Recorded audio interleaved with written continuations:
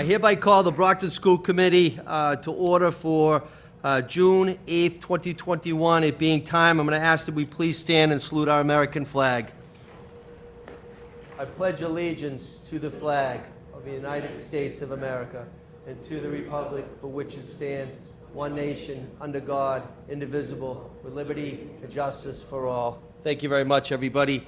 I am going to just take care of some house cleaning and read the following into the minutes.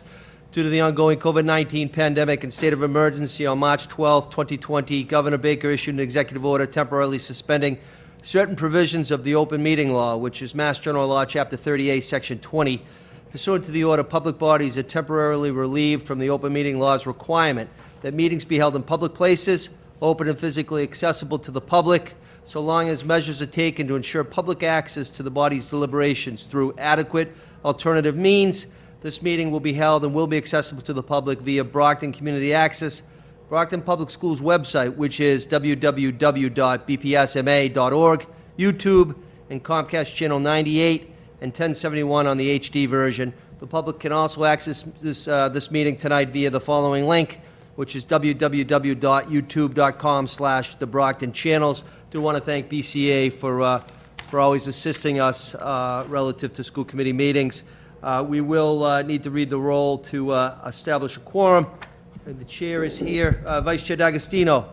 Here. Ms. Azak. Here. Mrs. Mendez. Here. Mr. Minicello. Here. Mr. Rodriguez. Here. Mrs. Sullivan. Here. Mr. Sullivan. Here.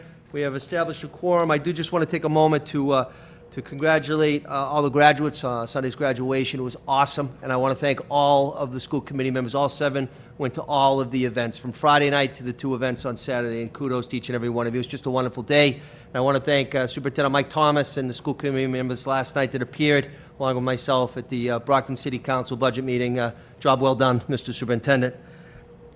Number 1 is agenda item is the calling of the meeting to establish a quorum, which we did. We saluted our flag. Number 2 is the hearing of visitors, and Melinda has assured me there are no visitors this evening. But before we get into a very special thing, I just want to read again into the agenda the following. The agenda tonight includes the annual Student Recognition Awards ceremony, which is held in the large auditorium, the Nelson Auditorium. It will be at 7 o'clock. So the regular school committee business will resume in the Little Theater after the ceremony. So after we take care of some really important matters, I will ask for a motion to take a recess. We'll go over there, have a wonderful event, and then we'll come back and continue tonight's meeting, okay? So with that being said, I would like to ask Superintendent Mike Thomas to please call up our senior representative, the recently graduated Harvard-bound Georgina Yunes, who has been our rep for 2 years.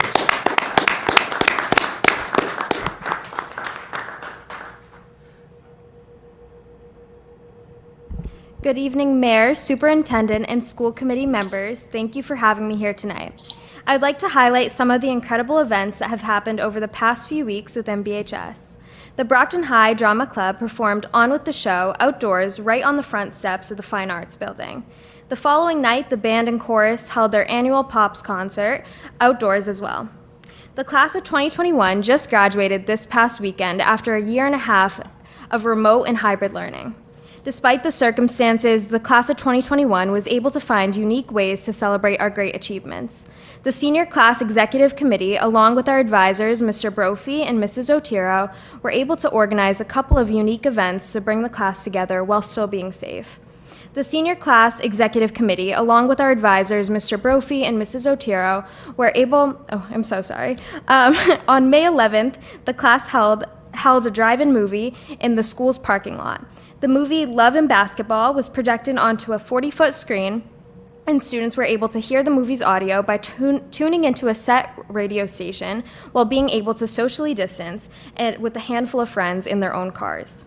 The class also organized a field night at Marciano Stadium. Students gathered and celebrated with pizza, ice cream, games, and music. Many students wore their college and post-high school merchandise to celebrate where they are heading in the fall. I would also like to mention the class of 2021 class Instagram, run by the senior class officers, President Royale Baez, Vice President Isabel Stacco, Treasurer Caroline Green, and myself, Georgina Yunes.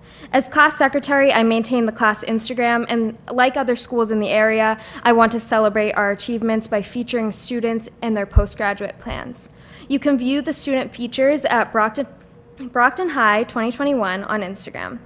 On the seniors' last day of school, May 25th, Gianna DeVoe and I organized a senior sunrise where students met the Arnone and South Middle School to decorate the schools with balloons and cards in hopes of putting a smile on the students' faces. Both schools suffered a tremendous loss, so Gianna and I thought even a small act of kindness, such as leaving balloons and a card from the class, could brighten the day for others. The last day of school for all students is on June 16th. Lastly, I would like to thank Brockton Public Schools for all the incredible opportunities it has provided me with over the years. I would like to share that I will be attending Harvard University in the fall and studying economics.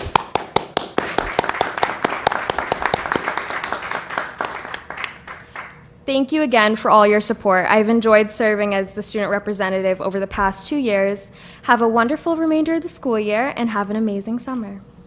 Thank you, Georgina. You're just a true example of Brockton High, and your future is bright. And don't forget, the City of Champions will welcome you back with that Harvard degree. So thank you. And now the floor is Superintendent Thomas's. Georgina, thank you for everything you've done for the student body, the way you lead them, how you work together with your fellow students, and what you all did over at South Middle School was amazing, and we really appreciate it, and I know South was very touched. The families, the staff, the students at South were very touched by that gesture. So just thank you for your participation. I know this isn't the most exciting group for a high school senior to hang around with, but you were always here with a lot of class and grace, and it's much appreciated. Thank you so much. We actually, on behalf of the school committee, we have a gift for Georgina. Mike, if you could give it to her.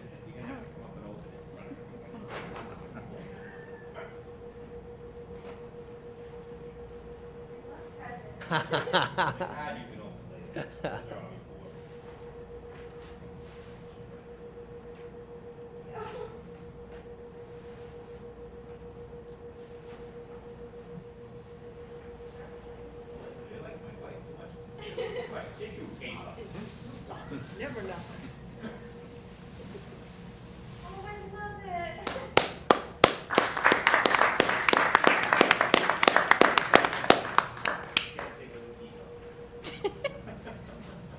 You're fun at Christmas, aren't you?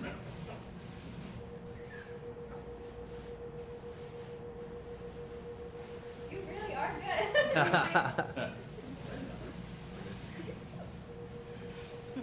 Oh, this is so cute.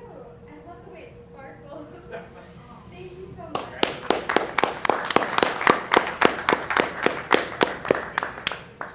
Oh, yeah, absolutely.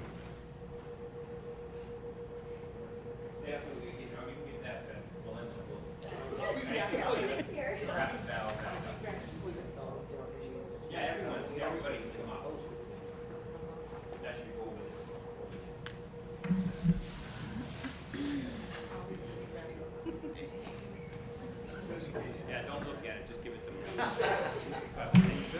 No, that's if you need to. In the middle is with you. Yes.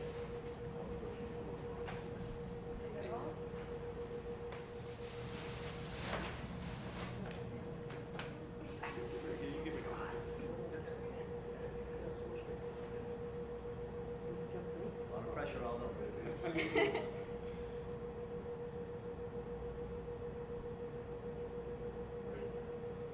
Thank you again. Congratulations. Thank you so much. Congrats.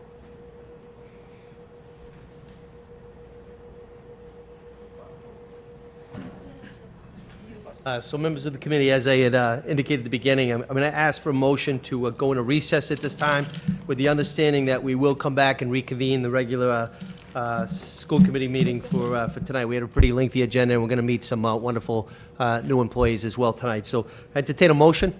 Motion to take a recess?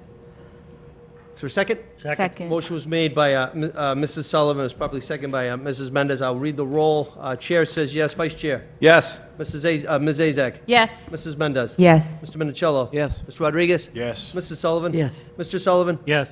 We will be in recess, and we will be coming back. Thank you.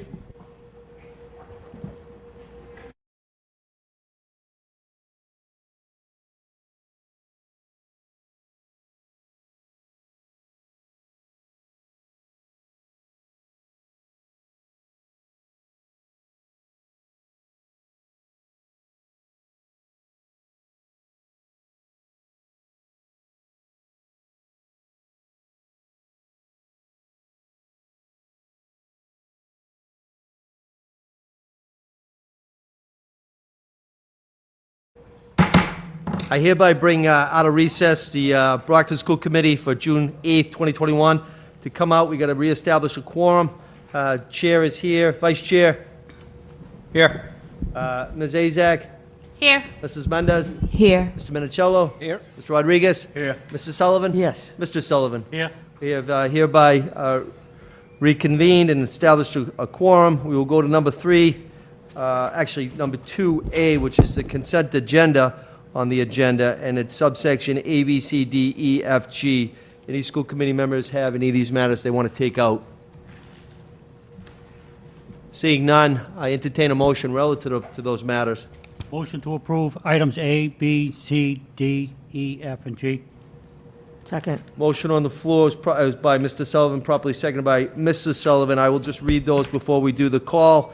A is the approval of minutes, May 2021, Accounts Review Subcommittee meeting. B is the approval of the minutes, May 18, 2021, regular school committee meeting. C, approval of the minutes, May 18, 2021, public hearing, FY 2022, school budget meeting. D is the approval of the minutes, May 18, 2021, public school choice meeting. E is the approval of the minutes of May 13th, 2021, bid review subcommittee meeting report. F, acceptance of notifications, which is personnel appointments, non-certified personnel. And finally, G is the acceptance of notification, personal action, leaves of absence, resignations, and retirements. We have had a motion, it was properly seconded. I'll read the roll. Chair says yes. Vice Chair? Yes. Ms. Azak? Yes. Mrs. Mendez? Yes. Mr. Minicello? Yes. Mr. Rodriguez? Yes. Mrs. Sullivan? Yes. Mr. Sullivan? Yes. It hereby passes unanimous. We will now go on to Agenda 3, which is the report of our Superintendent of Schools. Mr. Thomas. Thank you, Mr. Mayor, and obviously, we just finished our Student Recognition Awards, so we want to thank school committee members and the mayor, and I want to thank all the parents and the students that were there tonight, and obviously, the students that could not come tonight, but we're all proud of you for the awards that you achieved during this most difficult time, and we're also proud of you. Next, I want to introduce our new Executive Director of Equity, Diversity, and Inclusion, Renee Haywood. A little bit about Renee. She is, Renee, actually, you can come and sit here when you're done. I'll give up. No, actually, the podium is back, so you can use the podium.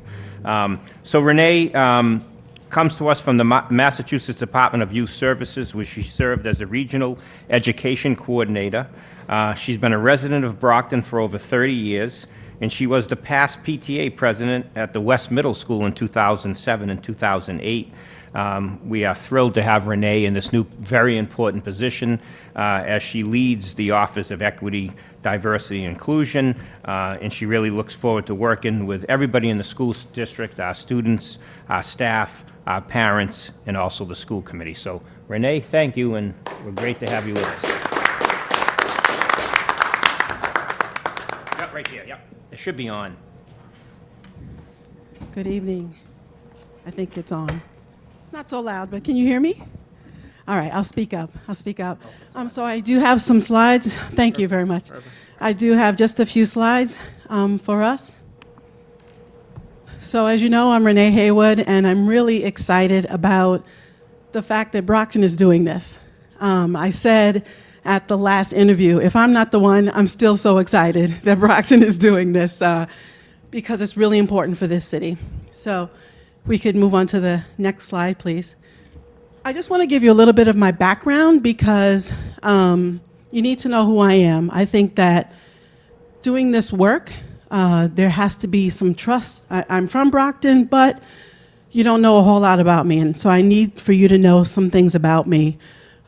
So I have been, I'm just going to get a little closer because my eyes are, I'm getting older and I need to be able to see the screen. All right, so I've been a Spanish teacher for 14 years before moving into educational leadership, and that is when I took on the role in juvenile justice.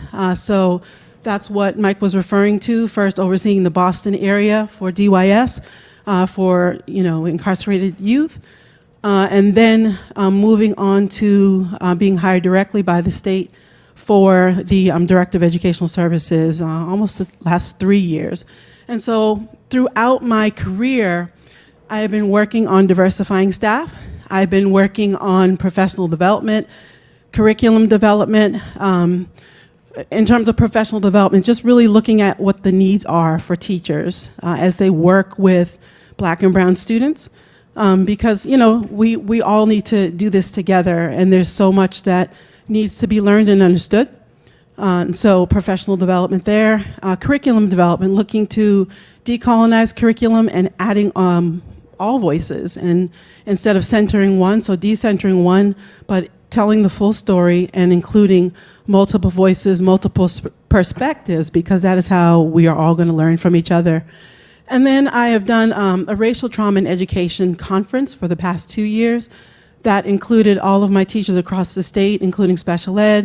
There were some teachers or administrators from the Department of Mental Health. There were some guests from DESE, as well as other leadership within DYS, and it was transformational.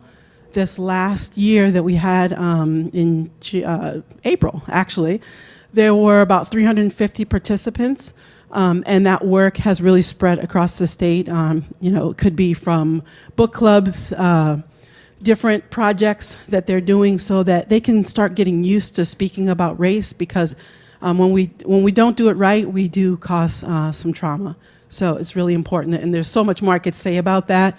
Great speakers, great workshop leaders, a really transformational time. And then I really can't see that last one, I'm sorry. Oh, student engagement, there we go. Student engagement, really helping students to understand who they are and what funds of knowledge they come with, what cultural wealth they present within the classroom. That can change the entire school system if really valued. And so that was also important. But I had to start with the educators so that they would understand how to kind of create that environment that was comfortable. I am just finishing up my term as the UMass Graduate School of Education Fellow. I'm in the PhD program, almost done with my coursework, and my specialty is language, literature, and culture. I really look at the language that's used. I really value culture. There's something about, America. I think that that's the great thing about America, is that we all come from different places. We have different languages, and we have different points of view. And that's what makes it exciting to be here, because, if we're all valued, that's really a healthy space to be. And so I want to just add to what already exists here in Brockton. And then I went to Brandeis University. I'm bilingual Spanish, and my bachelor's was in Spanish language and literature. I also have my educational leadership MED from Bridgewater State. And I've traveled across the world, Guatemala, Nicaragua. I've taken a couple kids. I've gone to other places, but in terms of educational purposes and supporting schools and young people, Adelaide, Australia, I was invited to do a workshop with a special instrument called the theremin. So maybe one day I'll get to share that with you. And it was really helping young people understand the value and that everyone has their own individual sound. And that sound should be valued. It changes an atmosphere, and it really adds to the room. And so one day maybe I'll get to share that with you. And then, okay, I'm a published author. And this is all important because, I need you to know who I am personally. I published it was a science technology / article with a few of my colleagues, and it was really focusing on using technology to support diverse learners in juvenile justice settings. So that was a really great project. And just personally, my husband and I, we published a marriage and family book called I Said I Do to All That, Unpacking Life's Baggage. So family is really first for me, but family needs to spill over into the education setting, because when that trust is there, then kids feel like they belong, and they will learn anything that you want them to learn because they feel valued. And I've made several presentations, and just, I think Mike shared this at one of our meetings. My very first day, I was scheduled to be in Finland at a university in Finland, and I can't pronounce the name because I don't speak Finnish, but it was a remote conference, and I just spoke about racial trauma, racial issues in education with those folks. And there's still continuing conversations, which is really great and exciting, that Finland, they said they have a really big problem with this in their schools, in their neighborhoods, and it's really important to continue the conversation. So I've been asked to just send some resources out there to those folks. And then I've been a Brockton resident for 30 years.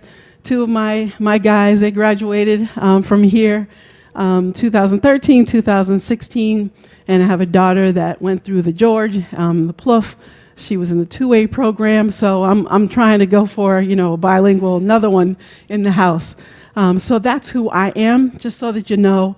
I would love to get to know you all individually at some point, because we're going to be doing this work together, I hope. I hope that I can count on you to work with me and let it be okay that we're vulnerable and transparent, because this work is really challenging, and I can't do it all by myself, and I really need your help. Next slide, please. So data gathering, this is what I've started just yesterday. Again, I'm just a week in, but my goal, and I have it all planned out, is at the end of the half a day on June 14th, I will have visited all the schools except for two that, one is adult, the other is, I think, Edison. But I have already visited, I think, five or six. I went to the Baker today, went to several yesterday. And I really am doing this because I want to get a feel for the environment before the kids go away. It's, I don't want to go to blank hallways, empty hallways, and I can see, posters that aren't there anymore. I want to see the life of the school, and I want to see the faces of the kids, and I want to see what environment is set for them by meeting their teachers and talking to them. So I really got some great ideas already from the students. And then I want to get input, and I've already gotten some from various stakeholders. And I'll be reviewing data, school information, including the student-teacher demographics that's already posted on the Brockton Public Schools website, suspensions and codes of conduct, because I want to, violations, I just want to understand that ratio. I also want to understand, what happens when there's a little bit of trouble. How is that handled? Because I, again, have to look at everything through an equity lens, so that's part of my job. And then professional development offerings. I want to see what's being offered, what's been offered, where are the holes, where do I need to partner with, so many other leaders here, the executive staff. And then curriculum. What curriculum are we using? What does that look like? Well, who does it represent? Who's missing? How can we balance that? And then student engagement activities and parent engagement activities. How are we pulling them in? How are we making them feel like they belong as well to the school? Next slide. And then finally, I'm going to apply all of that, and that will determine what hiring needs to take place, what development, professional development and training needs to take place. Is there curriculum development that needs to take place? And what kinds of activities do we need to create for our young people? And then what about community and parent partnerships? Are there some that we need to start? Are some working? I just want to really see everything. And again, I really appreciate the enthusiasm, the excitement about this position. I really appreciate the feedback so far that I've received, because again, like I said at the top, I can't do this by myself. I'm not one who just wants to come in and think that I know everything. I've been in Brockton. My kids have been in Brockton schools, but I haven't been in every class, haven't been in every school, and I need to hear from the people who are actually doing the work what they think. What's the pulse? What's the word on the street? That's what I want to hear. And all of that will be reviewed. That's my summer project, looking at all of that, hearing more from principals and their assistants, and getting feedback even from you. Hopefully we can have coffee, here and there, and I'd love to hear from you. But I also want you to hear, where I'm coming from so that we can partner together. And that is really it. I just want to say thank you again for making this a priority for Brockton. I know I, as a parent, appreciate it, and I know our kids really do too. Thank you.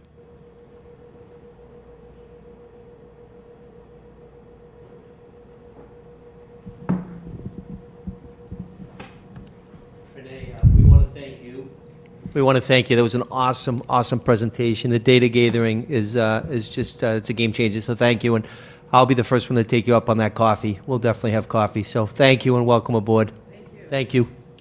Okay, and he's going to even pay. Thank you, Renee. Next, we have with us, just to give you an update on our summer programs. I gave you all Mr. the... Superintendent, I think Mr. Mr. Minicello Minicello, had a sorry. comment. I was fortunate enough to sit on the subcommittee that was interviewed several people that applied for this position. And the nice situation we had is there were several very good applicants. So this is a situation where I think we got the best of the best. And fortunately, we have Renee, who I'm excited about, and I really believe that, her experience, connection to the city of Brockton, her mannerism in the interview process, and her presentation, certainly this evening, show a person that I think will have great success in this school district, and a lot of credibility because of her experience. And I love her demeanor when we asked questions about, how would you deal with people and staff. Just the way she handled the question and her tone, I think this is going to be a very good fit, and I'm excited to go forward with this position. So, thank you, and Thank you, Mr. Renee. Minicello. Yeah, I thank the school committee for your support of this position because, part of it was grant funded for only a year, but you fulfilled the other part of that funding and then continue to fund this in the local budget, which not only the executive director's position, but also the Office of Equity, Diversity, Inclusion, with a very healthy budget that will really help us move forward. And one quick note, these are discussions that the school committee has had. This is the first budget that the school committee had resources to invest in something that is worth investing in. It was always worth investing in, but when you're cutting and cutting and cutting and cutting programs and cutting positions, it's hard to invest in something. And so this is really a good time for several reasons. And obviously, we're all excited to again, simply my easy philosophy, make next year better than this year. That's the way I always handle it from year to year. How do we make, 1 year better than the last? So. I think the Vice Chairman, did you get a comment or a question? Yes, please. First, I want to welcome Renee, and I'll also be looking forward to taking you up on that coffee. And He's buying Renee, okay, so go big. absolutely, be my pleasure. But and whatever I can do to be supportive of you in your position, please reach out anytime. I'd be happy to support you. And also, I just want to take a minute too, because it was just maybe 11 months ago this committee created the Diversity, Race, Equity, and Inclusion Subcommittee. And in 11 months, you guys have done a lot of work, and I just wanted to thank you, the three of you, Cynthia, the chair, and Tony and Tom. You've done a great job, and did a great job in vetting a candidate and found us a great executive director of equity, diversity, and inclusion. So, great job to you all as well. Thank you, Mr. Vice Chairman. I think Cynthia deserves a lot of that credit.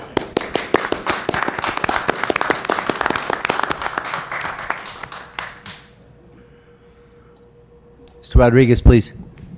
Welcome.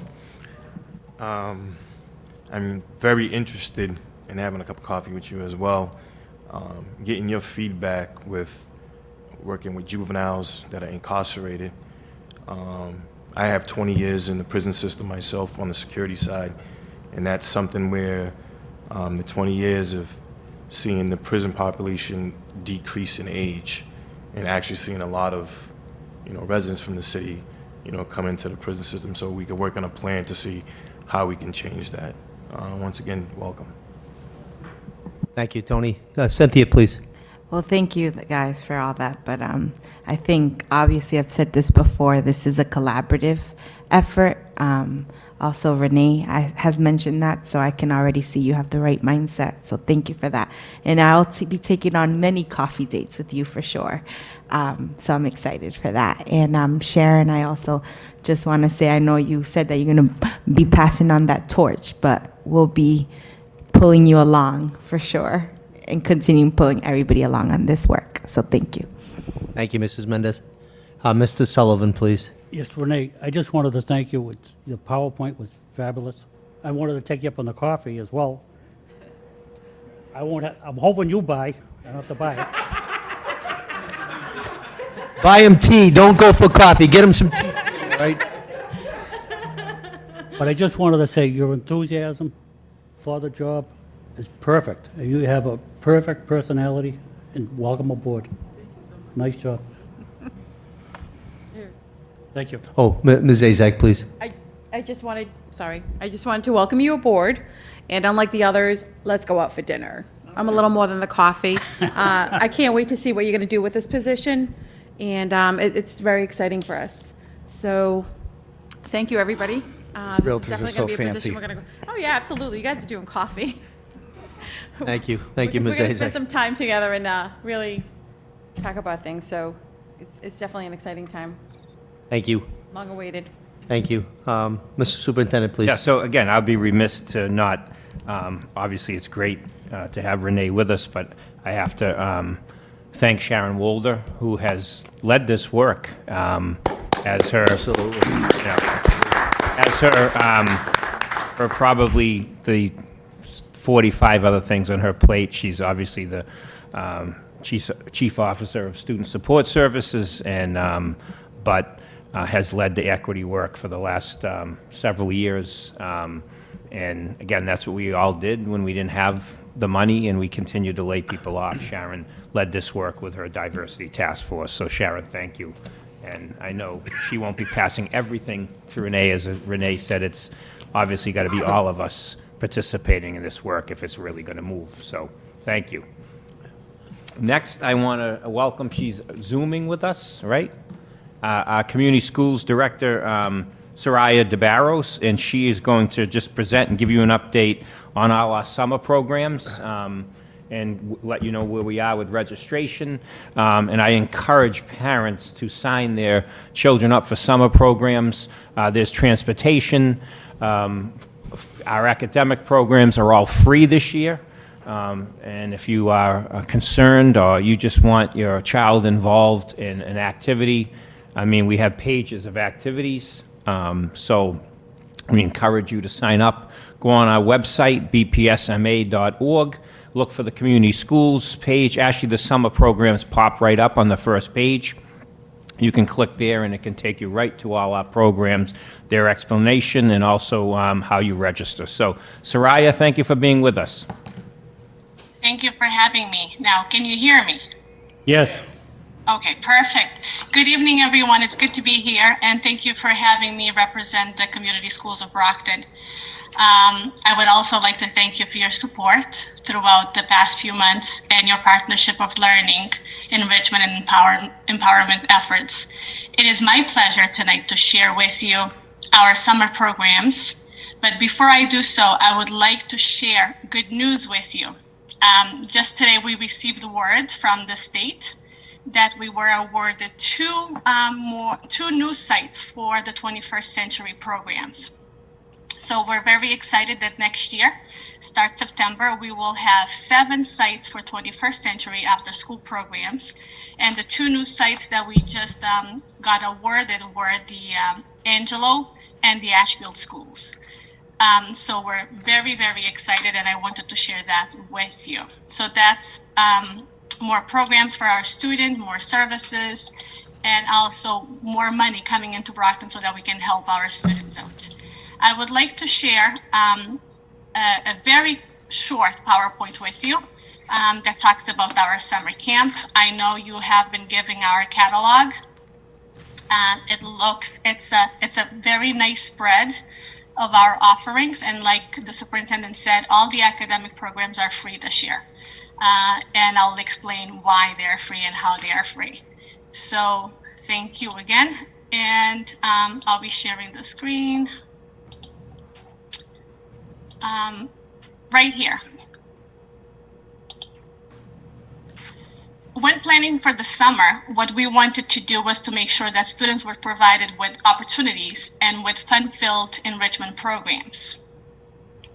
And it is wonderful to know that after a year of the pandemic and isolation, that we can come together in person, following all the guidelines that we have to follow from BPS and from other sources, and that will provide programs to our students at either an affordable cost or completely free.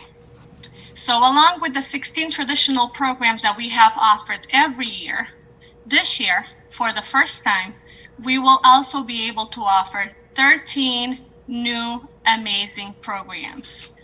How are we doing this?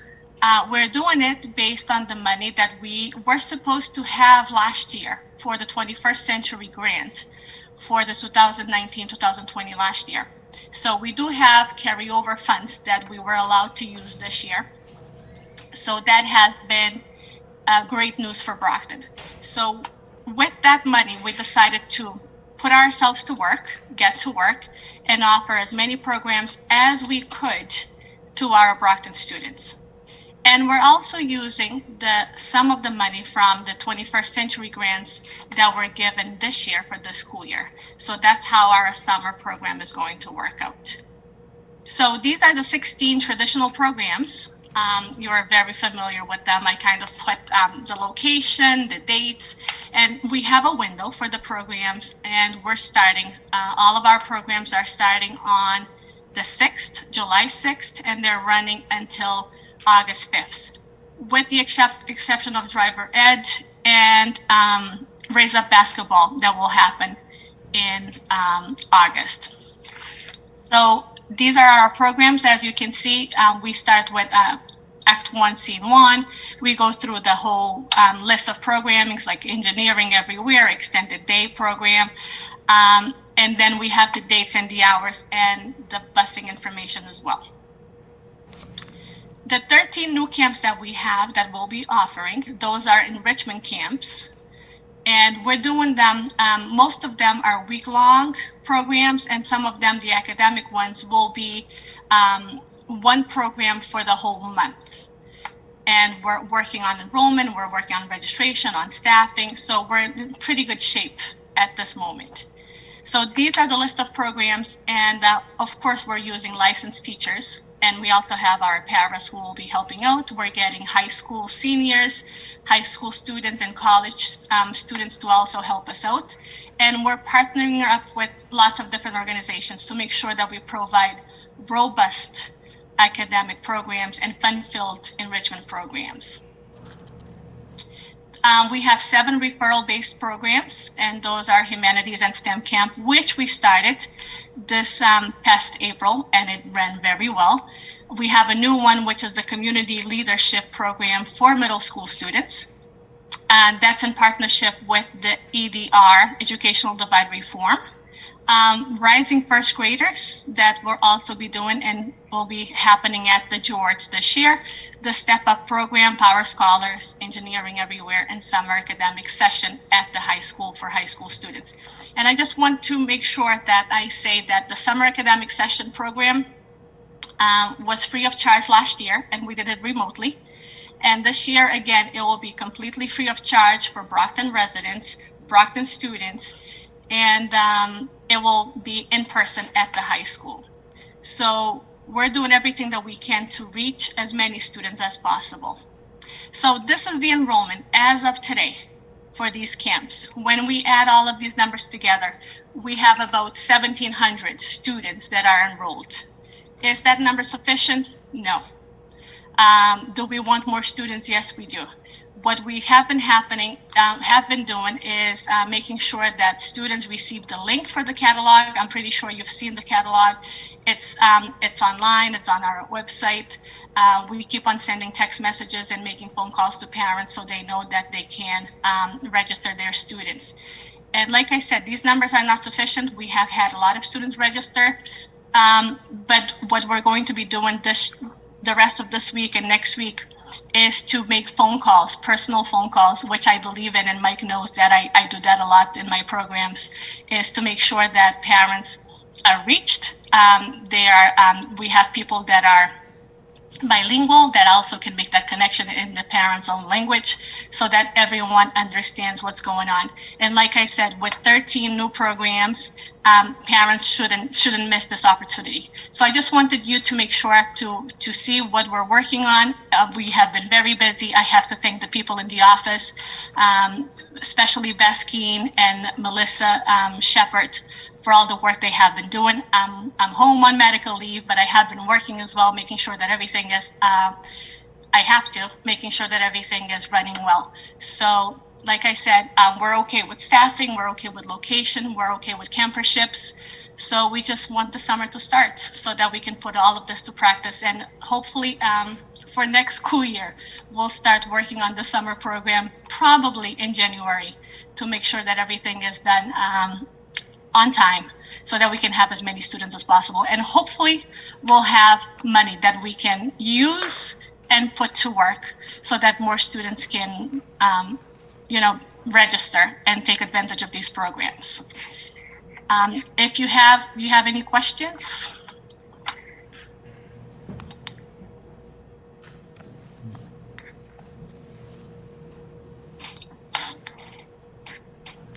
Thank you very much, Soraya. Mrs. Sullivan, please. Hi, thank you, Dr. DeBarros, for the presentation. I was happy to see that 84 students are signed up for youth aquatics, which is a great thing. Another favorite program, I didn't know if this was offered before, American Red Cross lifeguard training. Sounds like a very good program, too. I don't think we've offered that in the past. And the driver's ed program had, I think, 184 signed up, so that's great. Thank you. Mr. Superintendent, if that was a question, I couldn't hear it, so it's very hard to understand. Mrs. Sullivan was asking about, she impressed with the sign-up so far for the aquatics program, and also that we're offering a lifeguarding course, so older students can earn their lifeguarding certificate, which also is they're able to work in our community school programs. They're able to work at our schools, city pools as well. So it's a great program. We've had it for I think several years. When I was the director of phys ed here at the high school, we used to offer it after school for kids to get throughout the winter for students to get their lifeguard certification. So it's great to see that it's still going. Mrs. Mendez, please. Yeah, just to follow up with what Ms. Sullivan was saying, I think this is awesome. I know Superintendent Mike and I, we've talked about, because of the current events, the tragedies, offering and making this more accessible for our community to be able to get swimming lessons and tragedies like that happened recently that don't continue to happen. I do have questions. So I was super excited looking at this as a parent, in a parent perspective. I saw ages. Some of them say at the top grades, so don't be confused, because right away I thought it says grades 2 to 5, and I thought it was ages 2 to 5. So I was like, oh yes, my son can finally do something, but that's grades, so it switches on you, just an FYI. But I guess I have my question would be, is there still a chance that parents can sign up if they haven't, and students? And then my second question is, do they need to be a current student of the Brockton Public Schools, or they just need to be a resident of Brockton? Very good questions, and thank you. I could hear it perfectly fine this time. Thank you for saying that thing about the ages and the entering. Yes, we were making sure that we would put less information, but all the information that we needed. So thank you for noticing that. Your last question. We are taking in all Brockton resident students, okay? And we're also taking in students of teachers. So if teachers would like to, Brockton teachers would like to have their students attend, we have space. And some of the camps have filled up very quickly, like the fun camps. We have students on the wait list. However, if parents are still interested, they can sign up. If we don't have enough seats right now, we'll make sure to provide them with a different camp. We'll make sure to suggest another camp. But we will take as many students as possible that we can take given the guidelines that we have to follow. So it sounds like you answered my first question. So this is only Brockton students? It's not, Any Brockton resident. That Okay, so- are at these grade levels. okay. Yep. So if they go to a different If they school? go to a private it's- school or a charter school, a different school, is still welcome in our programs. Okay, Yep. all right. And honestly, it was just exciting. As long as they're Brockton residents, we will take them. If they're teachers' children, Brockton teachers' children, and they do not live in Brockton, we will take them as well. That's awesome. And it was just great to go through this pamphlet. The colors are very, like, it's awesome. So thank you for putting this together, Soraya, and for Thank the you. information. Thank you. A lot of work and thought went into it, so I appreciate the fact that you're saying that. Thank you. Thank you very much, Mrs. Mendez. Ms. Azak, please. I just wanted to just echo what Ms. Mendez had just said. This is a wonderful packet. We have so much, from the swimming to the different sports.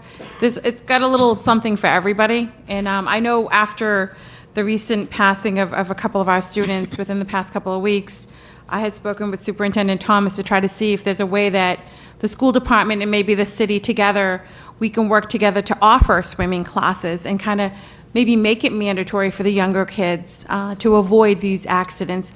And maybe there's a way we can work that into a summer camp, or maybe just, start it off with a camp and maybe further it on throughout the year, give them that opportunity.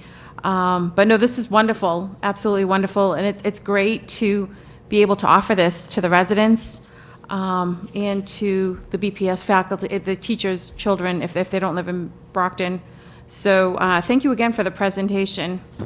But this is exciting. Thank you. Thank you, Ms. Azak. Also, just point of information, the city of Brockton is also subsidizing Camp Massasoit, which is, again, a remote camp through the YMCA where Brockton kids can go there and enjoy the endeavors of lake life, and it's free. So, again, we have a lot that we're offering, but we need to continue to do that because everyone's been changed because of COVID, and we need a lot. So let's get doing it. Thank you. And Ms. Azak, I just want to say that Sharon Walder and John Snellgrove had an idea about how we could work together to provide swimming classes to families, to children.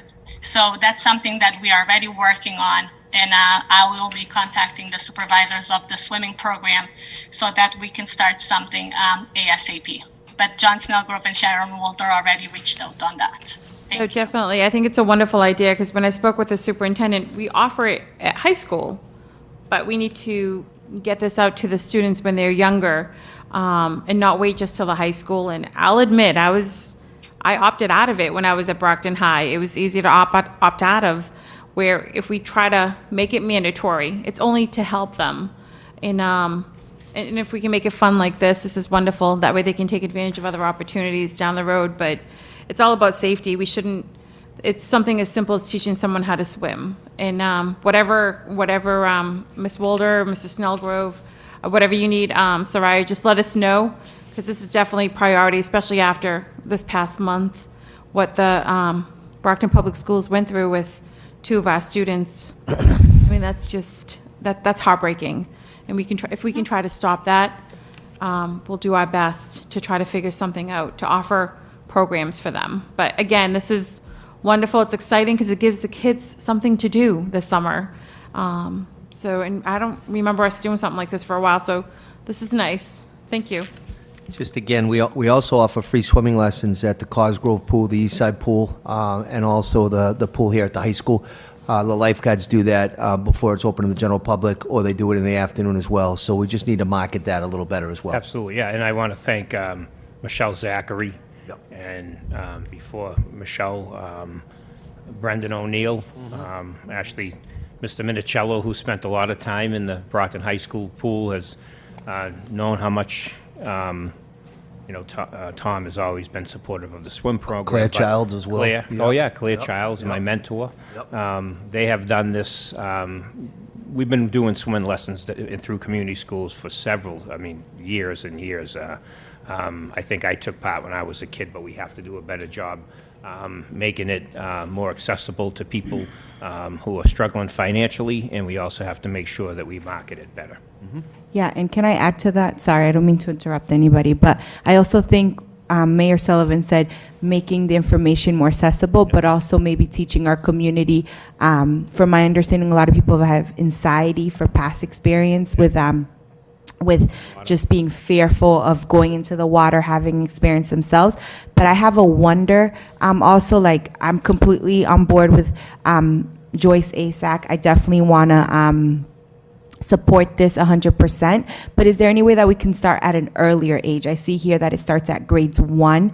I do believe that even at the pre-K level, this is a skill, and it's a survival skill, so is there something we can consider to start it even younger? To provide this opportunity. Yeah, I think we can. I mean, now that we have expanded pre-K, I think we need to start with 4-year-olds now that they're in our school system.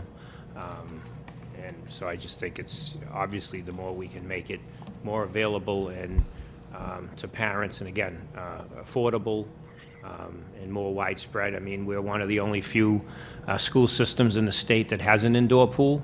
They really don't exist in pretty much, I would say, 90% of other school districts. So we're fortunate to have that, where we can do swimming lessons throughout the whole winter. And then obviously we have the outdoor pools, the one here at the high school, the Cosgrove, and, taking advantage of those as well. But having the indoor pool allows us to do it all year long, which is great, which is we can serve much more kids and their families. It's a good point. Right. Yeah, and I just to let you know, Mike and I have been having a lot of calls with Vinny Maturano, who's the CEO of the YMCA here, and we need to engage that as well. The main Y, they also now acquired the Stryer, the old Stoughton Stryer. It's the Stoughton one, and those indoor pools are utilized, or those facilities utilized by a lot of Brockton kids. So I agree with you, Cynthia. We need to get it younger, right? And there is a fear of water, so we need to do that. So we will do that. That's a pledge. Thank you. I just have one last, sorry. Just Mark D'Agostino, followed by Joyce, followed by Judy. How's that? All right. Thank you. I'm looking around. Well, first of all, the mayor just brought up, one of the points I was going to make is to look at partnering with the Y. We had my son in swimming lessons. I think they start him at the Y I want to say it was 9 months. It might have even been 6, but they will start them pretty early, at least 9 months. With a parent in the water, just getting used to being in the water, and then it kind of goes from there. So, I'm glad that you're talking to Vinny, and we can hopefully develop a partnership there.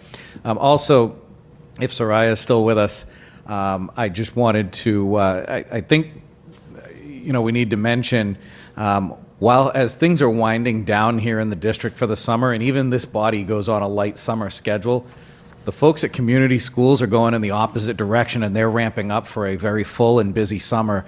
And so I just wanted to recognize you and your staff and everybody who's working in all the programs at community schools this summer, for all the hard work they're going to do while everybody else is enjoying their summer. I think that needs to be mentioned, so I really appreciate it. Thank you, Mr. D'Agostino. We will keep you posted. Ms. Azak, please.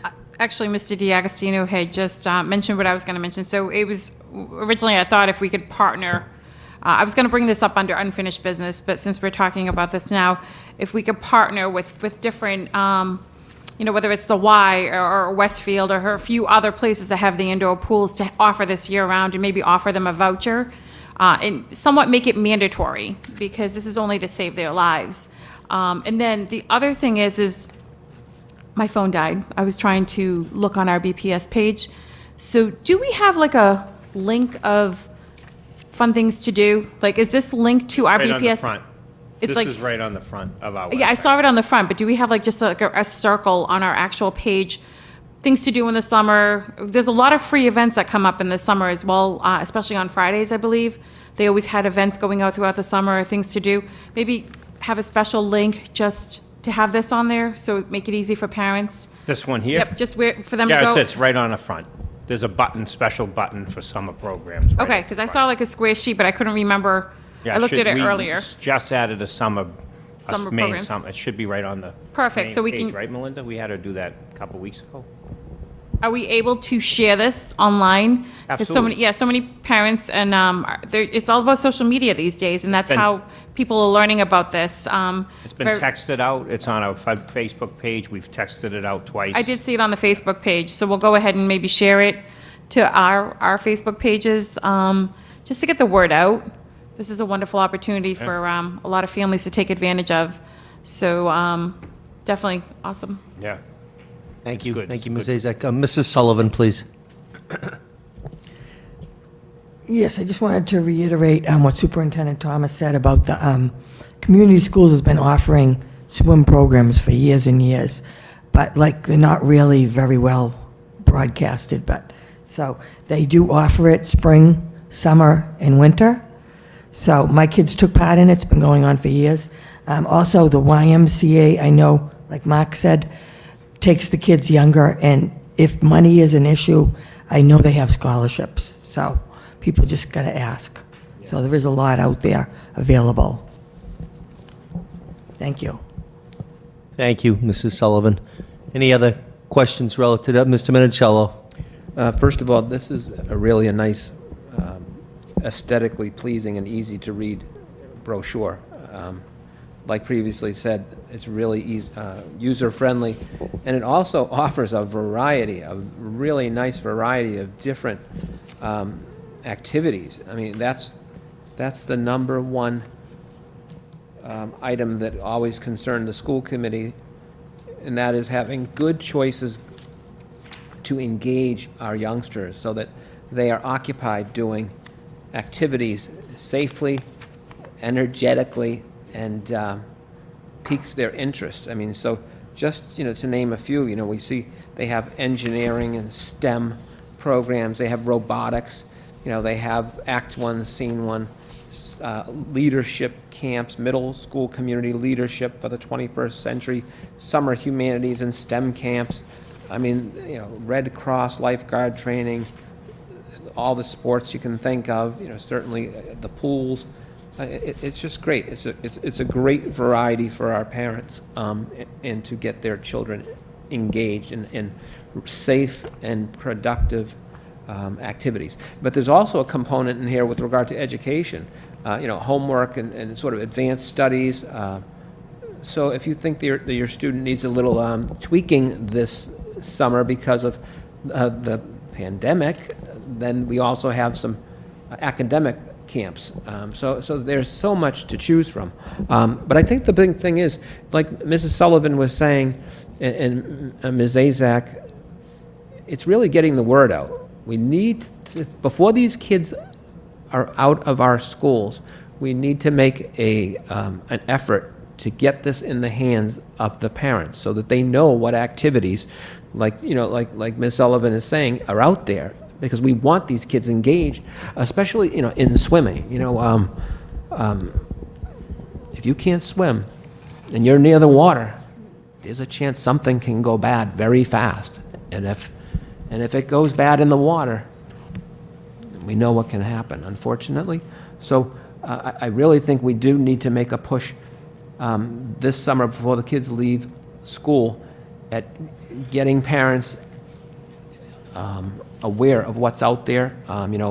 Obviously, we're going to have to deal with, or we should have this, certainly it's available. If Soraya is involved with it, then this is available in multiple languages, I'm sure. So I guess that goes without say. But, really, with regard to the water sessions, I think we need to push that push parents into that if their kids can't swim. It's really a life-saving skill that you're going to take with you for the rest of your life, and hopefully pass on to your children. So, good job, Soraya and your team. Parents, please be aware of the vast majority of cool and different varieties. If your child is not a sports person, there's so much in here. If they're a robotics person, computer person, there's so much good stuff to choose. And again, please focus on making sure your child can swim. You're doing yourself and your child a huge favor in life. Thank you. Thank you. I just want to make sure that parents know that most of those programs are free. Not just the academic, but most of the enrichment programs are free. So they're going to be happening from July 6th to August 5th. So if parents are interested, they should contact community schools ASAP. And also to answer, I think it was Ms. Sazak's question, we're posting it on Facebook as well. Every week we're sending new messages out. We're doing blessed text messages and phone calls. And we also have a QR code for parents, which is so much easier. Parents just have to use their cameras on their cell phones, and it will open up the whole spread for them, the whole catalog. I'll be sending that to you on email later on.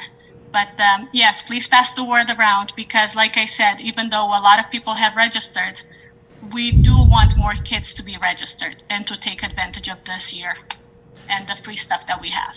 Soraya and Mr. Superintendent, do you think that before our students leave school this year, that like the classroom teacher could somehow pull each kid or each child to see, what are you doing this summer, and see what the answer is, and try to get an answer from the family, so that each child, there'll be a check mark. Oh yes, this child's going. So that we know that each child in that classroom is involved with something, and if they're not, then we know who to focus. We know who to focus our attention on to get them something to show. Hey, there's a lot of good choices for your child. They're not signed up for anything this summer. We really think you should take a good look at this. And again, look at how much is free. Take advantage of it. Yeah, we can do that. Yeah, Absolutely. I really think we need to have a checklist on each kid this summer before they leave, especially at the younger grades. Obviously, I'm talking the younger grades, and but That's a good point. But seriously, I mean, It's a good idea, absolutely. And really, we need to push swimming in this community. The swim team in this community is a great program, but it should be better. It should be better. We've got great athletes, and you can be a great athlete and be a great swimmer too in this city, and do really well. And that's a good activity, because you can be a lifeguard and make some really nice summer dollars, hanging around the pools and looking really cool and getting your tan, and all that good stuff. But you better be aware of what's going on. That's what I always used to tell my son, who was a lifeguard.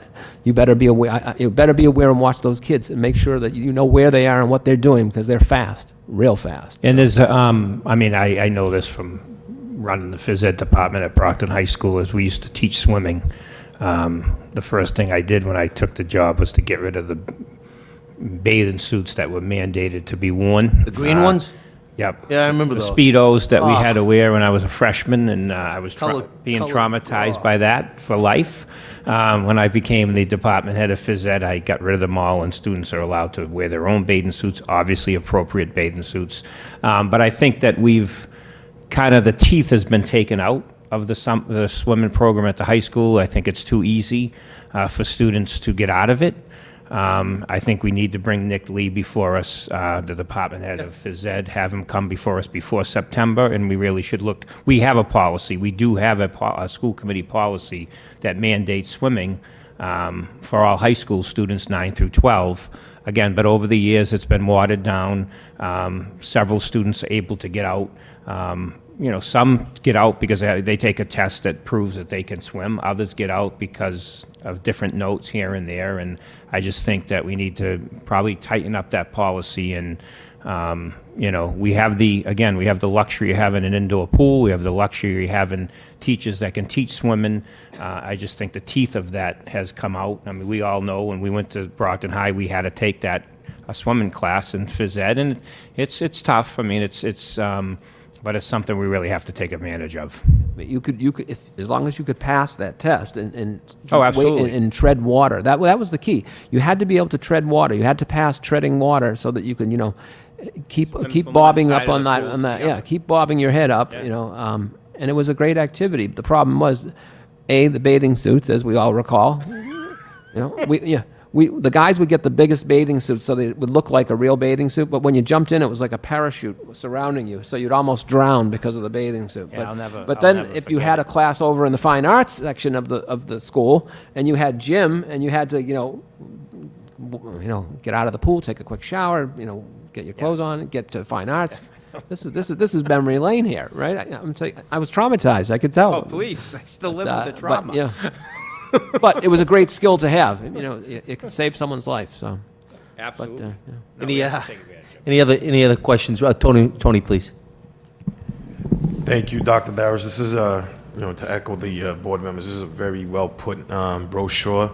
My question is, how soon does this brochure actually hit the students' hands and get to the home? And then also, I know Minicello echoed on linguistics and our how diverse our cities are. Are we actually working with our ethnic groups within the City Cape Verdean Association and so forth, Haitian communities, to make sure that this is actually translated and getting to the parents that don't speak English and don't understand that we have this type of program, because this is very impressive, and I'm pretty sure members of the community in those ethnic backgrounds that will take advantage of this. Thank you, Mr. Rodriguez. I couldn't hear the first question, but the second question about translation, what we usually do, what I have been doing, is working with the bilingual department, and especially with the bilingual advocates and facilitators.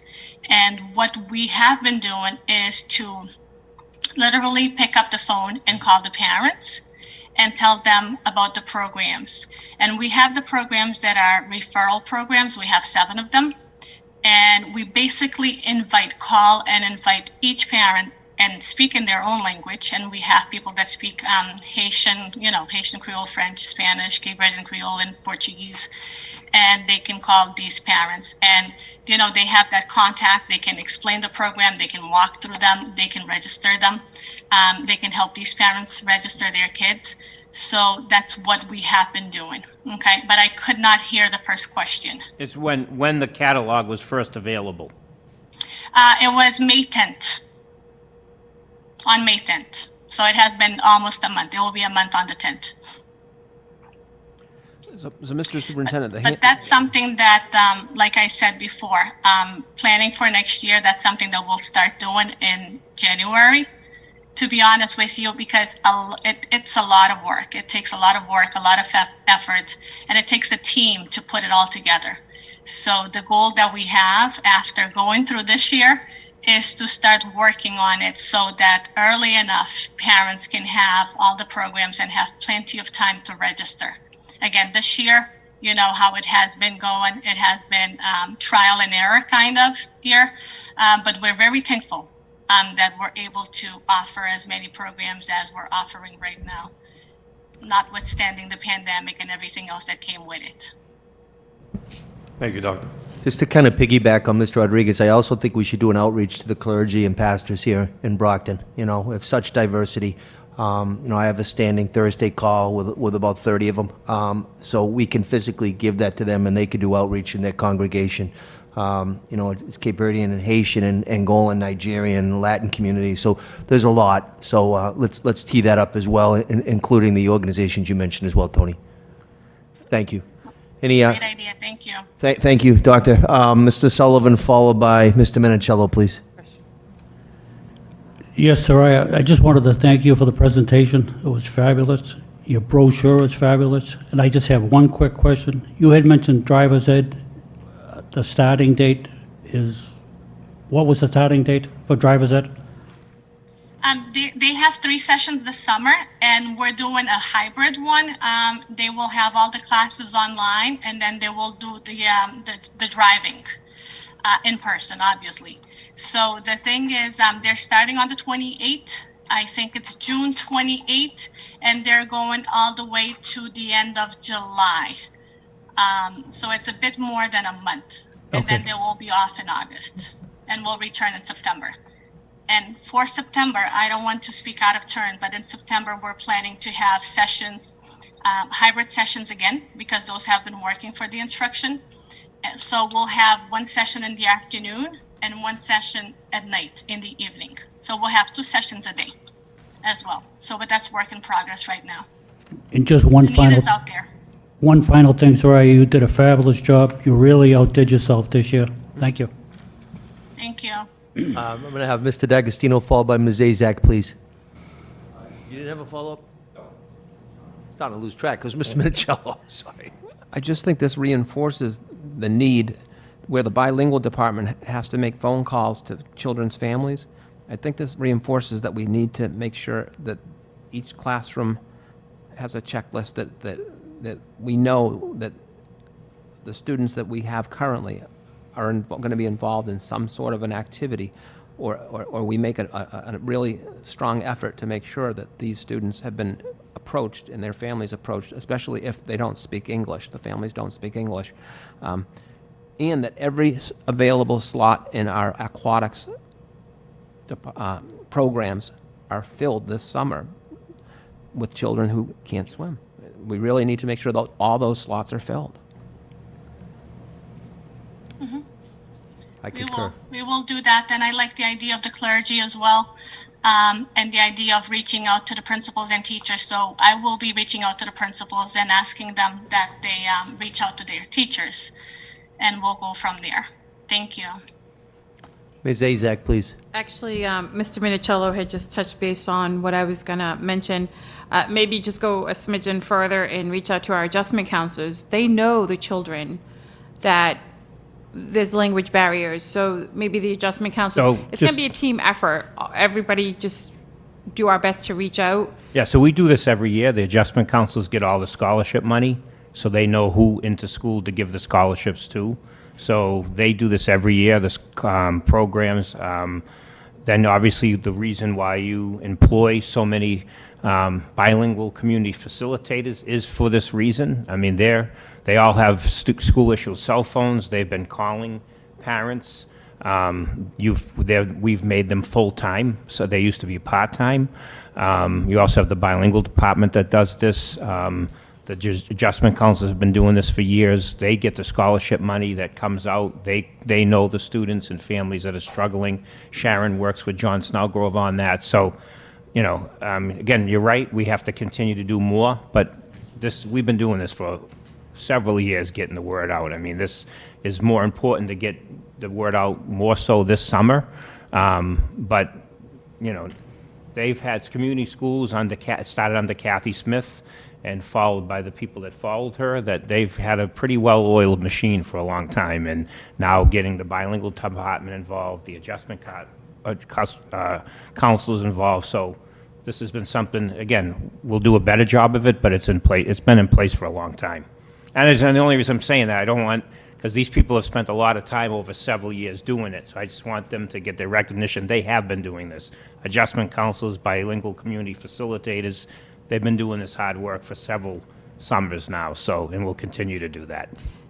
No, I mean, we appreciate everything they've done. We just want to help them get the word out, help them get their program to just be extra amazing. And I mean, the more I flip through the packet, this is exciting. And we have a lot of moving forward ceremonies next week. And it might not hurt. You have a lot of families that are going to be attending the elementary schools and the middle schools. And it might not just be a bad idea to just remind them, you know what, we have this great program for the summer. Take a look at it. I know I'm going to reach out to the PTOs that I work with, you know, just to get the word out. That's how that's how I'm noticing a lot of stuff's getting out. It's just word of mouth and social media. You know, they're getting the text messaging, but when one kid gets excited about it, then everybody in that, you know, you get more information when you see your friends getting involved, and especially where a lot of them are free, and there's busing and there's a lunch. So again, we just want to help, you know, Dr. DeBarros and community schools just let this take off even more than, you know, years past, but definitely, you know, help them with their program. They've put so much time and effort into it that we definitely, you know, every class should be full, especially after last year. This is a wonderful way. There's all these programs for them to be able to take advantage of. So, but no, thank you. Thank you, everybody. Thank you. Any last thoughts or comments relative to this matter? Seeing none, we'll move on, please. So finally, the Department of Education has come out with their fall reopening guidance. Its initial guidance sent out 2 weeks ago. And I shared that with you just so the public hears that there'll be no option of remote learning next year when we open school in September. That will be off the table. All learning has to be in person 5 days a week.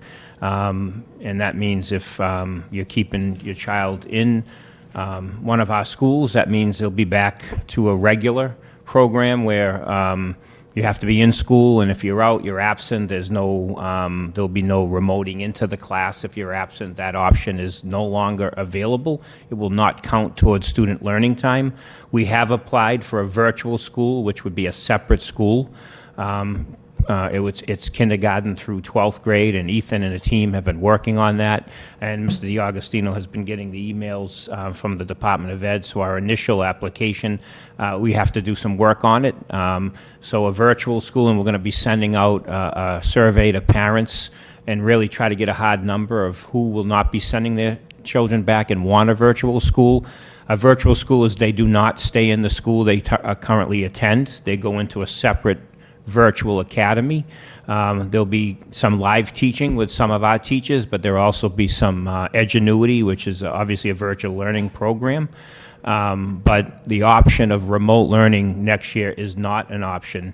A hybrid option is not an option, so it's either you're back in school full-time in person, or you have to enroll into a virtual school, and that's totally a separate school that you'll be a student of. So just to, you know, we'll obviously be messing, and I can't even speak anymore, putting the message out about this so parents are clear, and if they want to sign up for the virtual school, again, that will be a separate school, but remote learning or hybrid learning as far as being part of the George, the Baker, East, that's no longer an option next year when we start school in September. That was taken off the table by the Department of Education.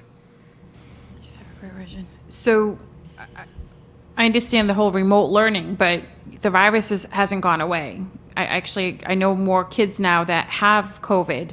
So what happens if a student has the virus and they're not able to go back to the school? Is there a way they can do that remote learning rather than miss out on? They'd have to get just work to do at home by the school, would have to send it home, but they will not be able to remote into the classroom. Okay. Yeah. All right. They would be marked absent. It would obviously be a waived absence. And then they would have to access their assignments through Teams or Schoology, but they would not get any live teaching when they're absent from school. Okay. Yeah. Because I mean, that could be quite a few days depending on the severity of, you know, if they end up with the virus. Well, the word is that as we move into September, the quarantine guidelines are going to drastically change as well. Okay. Yeah, just a follow-up, Dr. Rick Herman was wondering if you wanted him to appear again. You know, we started last Friday in Green, which is awesome, right? So Dr. Rick had asked me, he's ready, willing, and able to come back again to give any updates at all. So it's the will of the committee whenever they want, but I just wanted to pass that on for everybody's knowledge. So it sounds like snow days we're back on. Like No, snow days will still be allowed to be remote. Oh, okay. They have not taken those off the table. We would be able to have a snow day where everybody would be remote. That, I believe, is going to be an option. It's just that the regular, like a student that, you know, a parent doesn't want them to go back to school yet, and they're a student at the Raymond School, if they want to stay remote, Next year, they're not going to be a student at the Raymond School. They will have to go into the virtual academy. It's just, again, that option is not available for hybrid or full remote unless you want to go into the virtual academy. But snow days will be an option too, as long as it's remote for everyone. Okay, I guess I just wonder if it's not going to be remote, just that transition from going to like full in person and then remote, and also just considering the joy of snow days. I mean, don't get me wrong. I think this is the first year we've gotten out when the calendar says we're going to get out. So I'm pretty sure families are appreciative of that. But I just wonder, like, that transition, right? Where now, do teachers have a Zoom link? Or if it's Microsoft, Google Meets, whatever we're using, whatever platform, and students don't, just a wonder. Yeah, so no, we'll be fully set up to switch back and forth, which we had to do this year. So if we had to close a school, if for some reason we had a outbreak in a school and we had to quickly send that school to full remote, we had to be able to do that quickly with the Zoom links, the links and the Teams. So that's actually, we'll be set up to do that next year. Snow days will be half days. If I do call a remote learning day, it would be a half day. So students are able to enjoy, part of the snow day. And depending on the timing, there could be still snow days, a full day off for snow, depending on time. And also, you have to also take into consideration if it's a blizzard and there's no power for most of the city or a good portion of the city, you can't have remote learning. So you would have to cancel the day as well for not only a blizzard, but, if you had, some of the storms we've had in the recent falls in October, we've had some nasty windstorms that had several power outages, and we'd have to cancel school for those situations. You wouldn't be able to do remote because there would be too many students offline with no power. So those are the kind of things we'll have to take into consideration. Sounds good. But you're right, a good old-fashioned snow day, we still have to call once in a while. I agree. That's the end of my report. Do you have any do you have anything to refer to subcommittee? I do not. Okay. All right, and so I'll just step in for a few minutes. Under items to refer to subcommittee, I was thinking that we talked about the policy regarding opting out of swimming at the high school. Curriculum. So that'd be, well, we referred that to the curriculum subcommittee, and as the chair of that, I'll work with Melinda to get that scheduled so that we can look into, changing We'll that. dig up that policy and make sure we get it out this Friday to you. Okay, great. Yep. And then Melinda, I'll reach out to you to get that scheduled. All right, that's all I had under the items to refer. Okay, we'll go on to number 4, which is unfinished business. Any matters before us? Mr. Sullivan, please. Yes, I have one item, unfinished business. Yes, sir.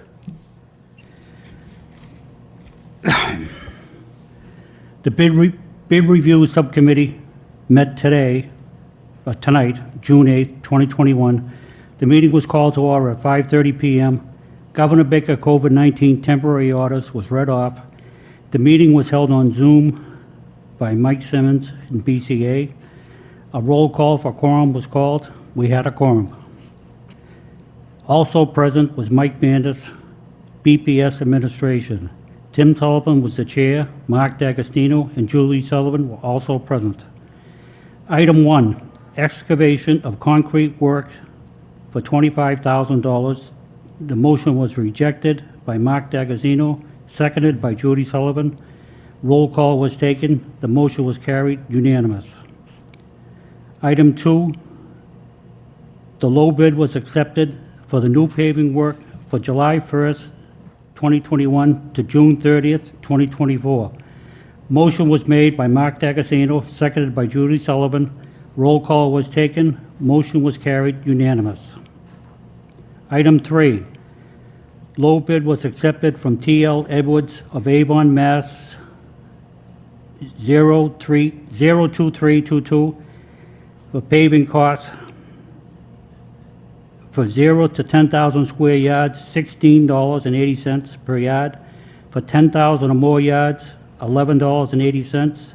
Structure reset, cost per structure, $400. Motion to accept by Mark D'Agostino, seconded by Judy Sullivan. Roll call was taken. Motion carried unanimous. Also, a special thank you was given by Mark D'Agostino to State Rep Jerry Cassidy and State Rep Claire Cronin for their work in supplying Brockton with the funds to do these paving jobs. The motion was made by Mark D'Agostino, seconded by Julie Sullivan. Roll call was taken. It was unanimous that the meeting was ended at 5:45 PM. I'm putting a motion to this floor to accept these minutes. So motion made, is there a second to that motion? Second. Motion made by Mr. Sullivan, seconded by Mr. Minicello. On the motion? On the motion, just as a point of clarification, Mr. Sullivan mentioned that there was an excavation bid that I had motioned to reject, and it was rejected by the bid review subcommittee, and I just wanted to give a bit of clarifying information. That bid was rejected. It was the only bid, but it also exceeded the budget that was set for that work, and so because it exceeded the budget that had been set for that work, that's why it was rejected. Thank you. Thank you for the clarification. As motion made, it was properly seconded. I'll read the roll now. Chair says yes. Vice Chair? Yes. Ms. Azak? Yes. Mrs. Mendez? Yes. Mr. Minicello? Yes. Mr. Rodriguez? Yes. Mrs. Sullivan? Yes. Mr. Sullivan? Yes. Hereby passes unanimous. The second motion is to approve the motion by this body. Approve It's a the motion to approve the motion by this body. A motion to approve the motion. To accept the bid? To accept the bid? To accept the bid. accept the bid. Okay, I got you. Sorry. It's the Robert's Rules thing in me, you know? Accepting the actual. Yeah, so the minutes were just accepted into the record. The bid. Approval of the bid as stated by Mr. Sullivan. Correct. Okay, that's the form of a motion. Is there a second? Second. Motion was made by Mr. Sullivan, properly seconded by Mr. D'Agostino. I'll read the roll. Chair says yes. Vice Chair? Yes. Ms. Azak? Yes. Mrs. Mendez? Sorry, I'm confused. Wasn't it rejected because it went over the budget? So what are we saying yes? Like, what are we voting for? It's the paving, right? The paving was Paving. approved. There were two paving bids that were approved. The excavation bid, The concrete work was that was unapproved. rejected. Okay, but the one that we're voting to tonight, it's The which two bid is it? paving. There were two paving bids. Okay, Yeah. got it. Sorry. Let's, if someone can withdraw, if you can withdraw the motion so we can clarify it. Yeah, I'll withdraw the motion. Okay, you withdraw the second, right? I withdraw the second. Second, there's no motion on the floor. So if we could just clarify for the record, the motion would be to accept and approve. Accept and approve the two paving bids, the two low bids, item 2 and item 3 that I read off. Okay, thank you for the clarification. Thank you, that was good pickup, thank you. So there's a motion, new motion made by Mr. Sullivan. Is there a second? Mr. Minicello? Second. Second. Anything on the motion? We'll read the roll now. Chair says yes. Vice Chair? Yes. Ms. Azak? Yes. Mrs. Mendez? Yes. Mr. Minicello? Yes. Mr. Rodriguez? Yes. Mrs. Sullivan? Yes. Mr. Sullivan? Yes. Thank you. Hereby passes. Anything else relative to that? I do just want to take a moment to remind everybody that, I mean, it's been a year now where Linda Cahill, Director of School Nursing, school nurses, Eno Mondesir, Board of Health, our nurses on the city side have been working diligently with BEMA, Steve Hook, and Brockton Emergency Management, Dr. Herman. This coming Monday and Tuesday is the second Pfizer shot for almost 700 middle school kids in Brockton. It's awesome. It really is. So had a Zoom today with Linda and with John Messier in my office and with Dr. Mondesir. And again, we're going to be ready, willing, and able to administer, it's like 690, almost 700 shots, which is awesome. And it was the first of its kind in the Commonwealth. So kudos to everybody involved. Really, really saving lives is great. And thank you to the students ready, willing, and able to roll up the sleeves. Also, as I said at the beginning, I want to thank everybody that participated in the wonderful graduation ceremonies. I want to thank facilities. I want to thank J.B. Domestico, Dr. Cobbs, Ken Thompson, Frank Vidaro, Danny Vaughn, everybody on school police and Brockton police. It was just awesome, you know. And more importantly, I want to thank the superintendent, Melinda, and of course the 7 members of the school committee and the boys and girls. Right, they're the future, and they made us proud. So. We will now move on to new business, which is agenda item 5, FY21 non-net school spending budget transfer that came out of the FinCom tonight. And is there a motion, Mrs. Sullivan? I would like to entertain a motion to approve of a one-time transfer of $300,000 from the non-net school spending budget line item, school crossing guard traffic duty, to the city. This is a one-time surplus, and it is due to the full remote learning model for most of this past school year. So form of a motion, is there a second? Second. It's a motion made by Mrs. Sullivan, it was properly seconded by Mr. D'Agostino. Any questions on the motion? Mr. Petronio is here if anybody have any questions. We will now read the roll. The chair says yes, the vice chair. Yes. Ms. Azak? Yes. Mrs. Mendez? Yes. Mr. Minicello? Yes. Mr. Rodriguez? Yes. Mrs. Sullivan? Yes. Mr. Sullivan? Yes. Thank you, it passes unanimous. My eyes are so bad. Sucks to get old. Sorry, it stinks to get old. Number 6 on the agenda is executive session, and I do not believe we have any executive sessions before us, right, Mr. Superintendent? We have none. And again, we get to the 7th, the adjournment. Is there a motion to adjourn? Motion to adjourn. Is there a second? Second. Motion was made by Mr. D'Agostino. It was properly seconded by Mrs. Sullivan. I will now read the roll. Chair says yes. Vice Chair? Yes. Ms. Azak? Yes. Mrs. Mendez? Yes. Mr. Minicello? Yes. Mr. Rodriguez? Yes. Mrs. Sullivan? Yes. Mr. Sullivan? Thank you very much. Have a wonderful evening. Be safe.